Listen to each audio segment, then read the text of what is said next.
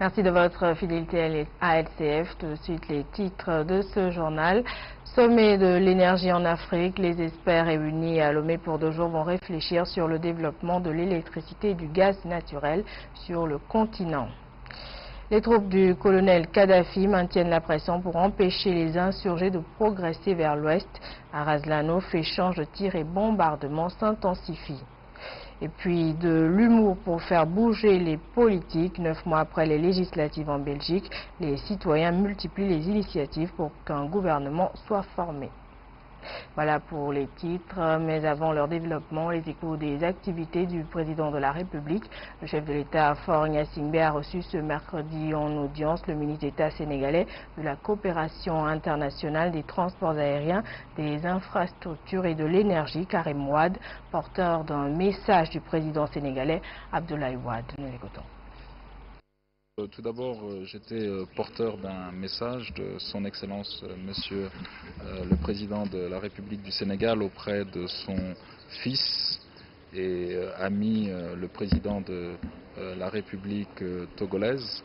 Comme vous le savez, le Sénégal et le Togo entretiennent des relations exceptionnelles et cette visite s'inscrit dans le renforcement de nos liens d'amitié de notre coopération. Le développement de la production de l'électricité et du gaz naturel en Afrique, le sujet depuis ce mercredi au centre d'un sommet à Lomé, un sommet de l'énergie en Afrique qui regroupe plusieurs structures sous-régionales. Les experts ont 2 jours pour échanger. Précision avec Armel Kwasi-Johnson. C'est un sommet important qui aborde tous les aspects de l'énergie en Afrique et qui se propose de réfléchir sur le développement de la production d'électricité et du gaz naturel. L'enjeu est essentiel puisque désormais, l'accès à l'électricité contribue à l'atteinte des objectifs du millénaire pour le développement. Les experts ont mené les débats sur les productions pétrolières et électriques, l'approvisionnement du gaz naturel dans la sous-région et en Afrique avec la mise en route progressive du gazoduc. Les défis de l'énergie sont vraiment importants. Nous sommes en situation de crise d'une certaine façon avec l'augmentation du prix du pétrole. La facture pétrolière donc est extrêmement lourde pour la plupart des pays, y compris pour le Togo, en attendant d'éventuelles découvertes de pétrole et de la production, mais ça ne viendra pas tout de suite. Donc c'est vraiment des choses qu'il faut traiter et je crois que nous amenons aujourd'hui un certain nombre d'éléments d'information et de réflexion sur ce sujet. Là, demain, nous réfléchirons par exemple sur l'apport que peuvent représenter les énergies renouvelables. Tout ceci, donc, c'est l'impulsion du gouvernement qui permet de le faire.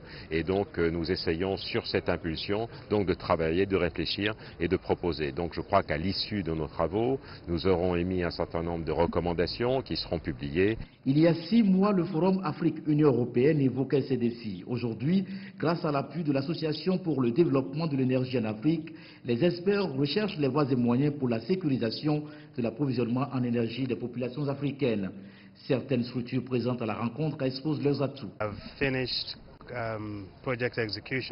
Lors de l'élaboration du projet du gazoduc, il a été convenu de réserver 10% pour les autres consommateurs autres que les consommateurs d'origine et que du gaz est mis à la disposition des consommateurs qui prioritairement sont des industries, mais aussi du gaz est mis à la disposition d'autres consommateurs, comme je le disais tout à l'heure, et que le gazoduc ne fonctionne qu'au tiers de ses capacités.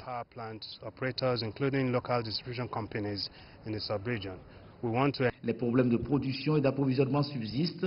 Le Togo s'active à résoudre l'équation, mais les défis restent à relever. La demande d'énergie continue de s'accroître.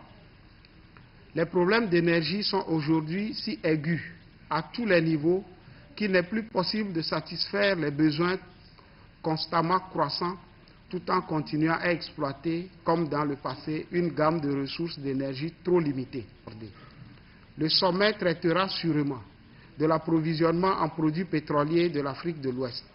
Lomé joue un rôle de plus en plus croissant dans cet approvisionnement et s'impose comme un point de passage essentiel pour les carburants et les combustibles avec la STSL qui dispose d'une capacité de stockage de plus de 250 000 tonnes.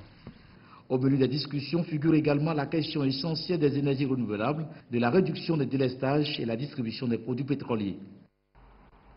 Échanger sur 2 années d'activité déjà menées sur le terrain dans le cadre de la procédure d'adoption de l'enfant. C'est le but d'un atelier de 4 jours organisé par le ministère de l'Action sociale et de la Solidarité nationale à l'intention du Comité national de l'adoption d'enfants au Togo.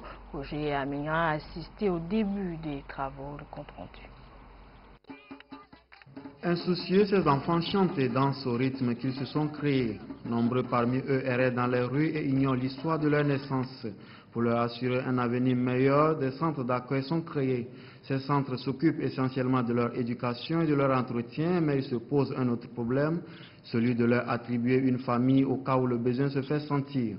C'est surtout dans ce sens que lutte le ministère de l'Action sociale et de la Solidarité nationale.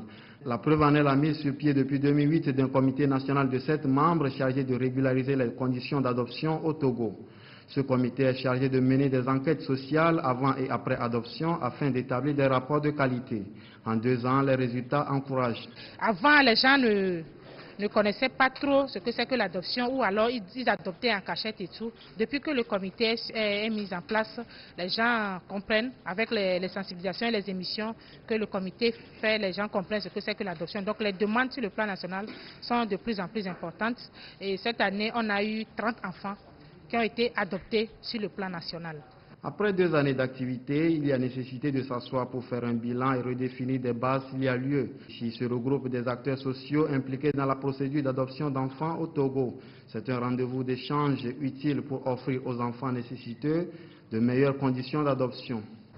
Offrir l'opportunité à un enfant dont le parcours déjà en bas âge est semé de vicissitudes et qui a l'espoir d'entrevoir une nouvelle vie hors d'un centre d'accueil, loin d'une famille incapable de lui offrir le minimum vital, demeure une noble mission, une tâche passionnante, qui cependant aiguise le sens des responsabilités et engage tous ceux qui participent au processus à le faire en conciliant professionnalisme, équité et sensibilité dans le strict respect de l'intérêt supérieur de l'enfant. Les échanges vont se faire pendant 4 jours. Ils prendront en compte la régulation de l'adoption par consentement et par attribution, puis la possibilité de l'adoption internationale au cas où il n'y a pas de solution au plan national. En avril prochain, la finale du grand concours national de l'humour se déroulera au Palais des Congrès de Kara. Ce concours, une première au Togo, regroupera une pléiade d'humoristes des 5 régions du pays. Le lancement officiel de cette première édition s'est déroulé ce mercredi à Lomé-Ugati. Par ce grand concours national de l'humour, les initiateurs espèrent susciter des vocations chez les humoristes en herbe et permettre un brassage culturel. Ce concours devrait combler le vide d'une école d'humour en professionnalisant ce secteur et en obligeant tous ceux qui se sentent des vocations à développer un esprit de créativité. C'est pour stimuler l'esprit de créativité parmi nos jeunes frères togolais qui se sentent des talents d'humoristes, mais qui n'ont jamais eu la chance d'émerger, qui n'ont jamais eu la chance de montrer leur talent, qui n'ont jamais eu la chance d'avoir une ouverture sur le monde international du professionnalisme. Ce concours, c'est pour donner la chance et l'occasion à nos jeunes frères togolais de s'essayer, de se manifester et de montrer au monde entier tout le talent qui est caché en eux. La première édition du concours national de l'humour va se dérouler en 3 phases. D'abord, les inscriptions qui sont ouvertes dans chaque préfecture jusqu'au 24 mars et le casting régional sous la supervision d'un jury pour dégager les 10 meilleurs humoristes du Togo. Le bouquet final aura lieu en avril au Palais des Congrès de Kara pour désigner le meilleur humoriste du Togo. La mise sur pied de ce tel événement pour stimuler l'éclosion des valeurs sûres est appréciée par les comédiens pour booster un domaine en pleine émergence. C'est un événement gigantesque qu'il faut saluer. Parce que ça a fait ressortir des humoristes que nous ne connaissons pas, mais qui sont cachés un peu sur le territoire national. Nous allons donc les connaître, les valoriser. Et c'est ça qui est bien. Parce qu'il y a d'autres qui ont du talent, mais qui n'ont pas eu l'opportunité de se faire connaître. Et nous disons qu'il n'y a pas d'humoristes au Togo. Je sais qu'il y en a, et nous allons les déceler. La première édition du concours national de l'humour est une initiative de l'agence Septentrion Communication. Plusieurs prix, dont une voiture et des motos, sont prévus pour récompenser les 3 meilleurs humoristes du Togo.